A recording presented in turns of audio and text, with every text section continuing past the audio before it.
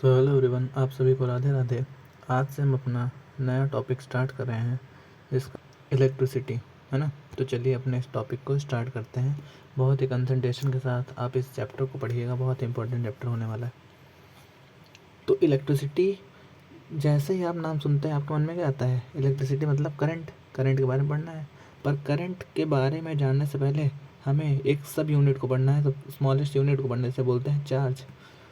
अभी चार्ज क्या होता है ना। चार्ज पता है? चार्ज किसी भी एटम के अंदर का फंडामेंटल पार्टिकल होता है। फंडामेंटल पार्टिकल, चार्ज किसी भी एटम के अंदर का फंडामेंटल पार्टिकल होता है। ठीक है। अब ये जो चार्ज होता है ये दो तरीके का हो सकता है। या तो चार्ज पॉजिटिव चार्ज होगा या फिर चार्ज नेगेटिव चार्ज होगा, है ना। या तो चार्ज हमारा पॉजिटिव होगा या फिर चार्ज हमारा नेगेटिव होगा। इस पॉजिटिव चार्ज को हम जनरली बोल देते हैं कैटायन। क्या बोल देते हैं? कैटायन बोल देते हैं। और इस नेगेटिव चार्ज को हम बोल देते हैं एनायन। ठीक है। चलिए और अच्छे से जानते हैं चार्जेस के बारे में। ध्यान से देखिएगा, मैंने बताया कि जो चार्ज होता है वो दो तरीके का होता है, पॉजिटिव और नेगेटिव। ठीक है। पॉजिटिव चार्ज भी होते हैं और नेगेटिव चार्ज भी होते हैं। अब बात दूसरी ये है जो आपको समझनी है कि जो हमारा चार्ज होता है उसकी एसआई यूनिट क्या होती है। आप अभी लिखने पर कुछ ध्यान मत दीजिएगा, मैंने यहाँ देखिए पूरे आपके नोट्स अच्छे से तैयार कर दिए हैं। ठीक है। इसीलिए आप अभी जो मैं पढ़ा रहा हूँ उस पर कंसंट्रेट करिएगा। तो जो हमारा चार्ज होता है, इस चार्ज की एक एसआई यूनिट होती है ना, जिसमें चार्ज को मेज़र करते हैं। और उस एसआई यूनिट को हम बोलते हैं क्या? कूलाम्ब। उसे बोलते हैं कूलाम्ब।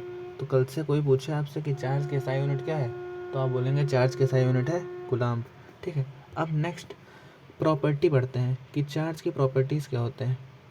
चार्ज की प्रॉपर्टी, है ना, या फिर कैरेक्टरिस्टिक्स ऑफ चार्जेस। अब चार्ज की प्रॉपर्टी पता क्या है? बहुत ही आसान है, बचपन से आप पढ़ते आ रहे हैं। दो प्रॉपर्टी हैं। पहली प्रॉपर्टी जिसे बोलते हैं same charges, same charges repel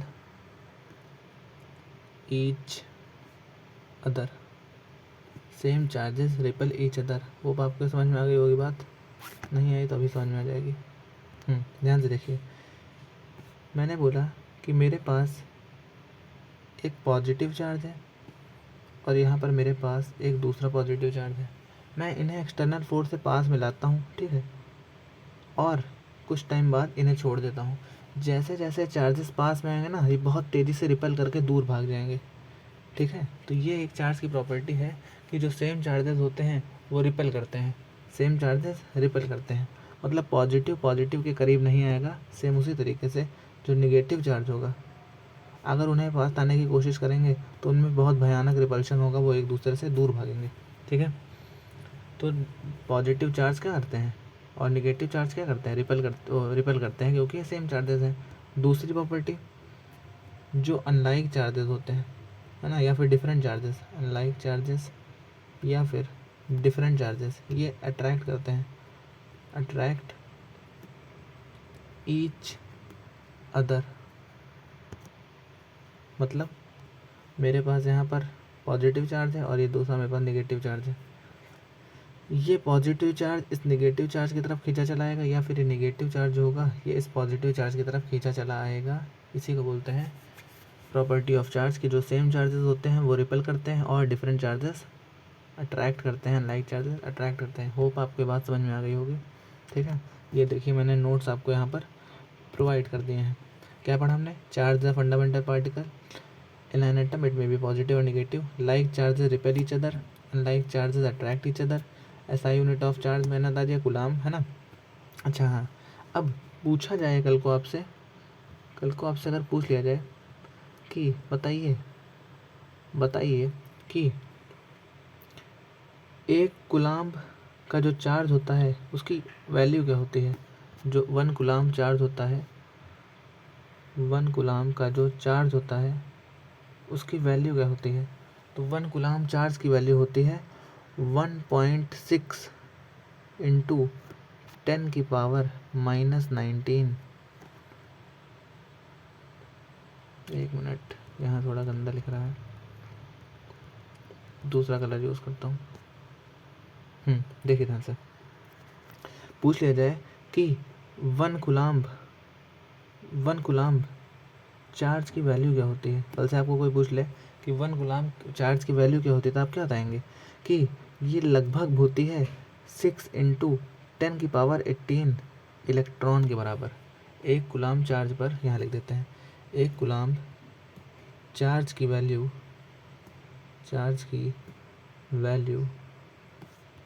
6 into 10 to the power 18 electron के बराबर होती है। ठीक है, और ये इक्वल टू नहीं, अप्रॉक्स होता है कि 1 कूलाम के चार्ज की जो वैल्यू होती है वो 6 इंटू 10 की पावर 18 इलेक्ट्रॉन के बराबर होती है।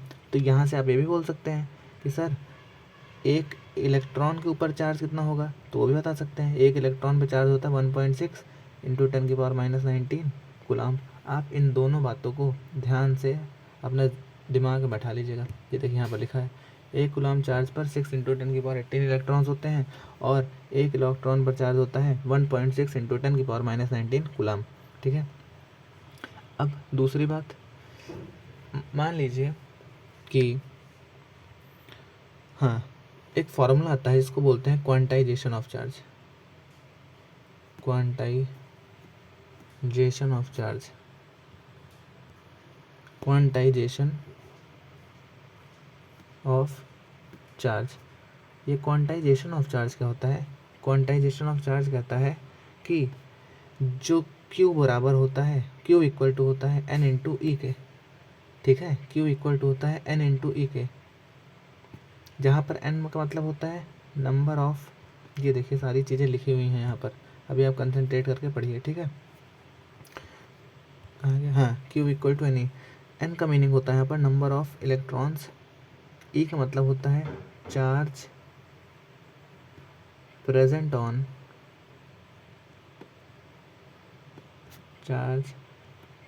ऑन, वन इलेक्ट्रॉन, और Q क्या होता है? क्वांटाइजेशन या फिर net charge on a body. इसका फॉर्मूला है Q इक्वल्स टू N।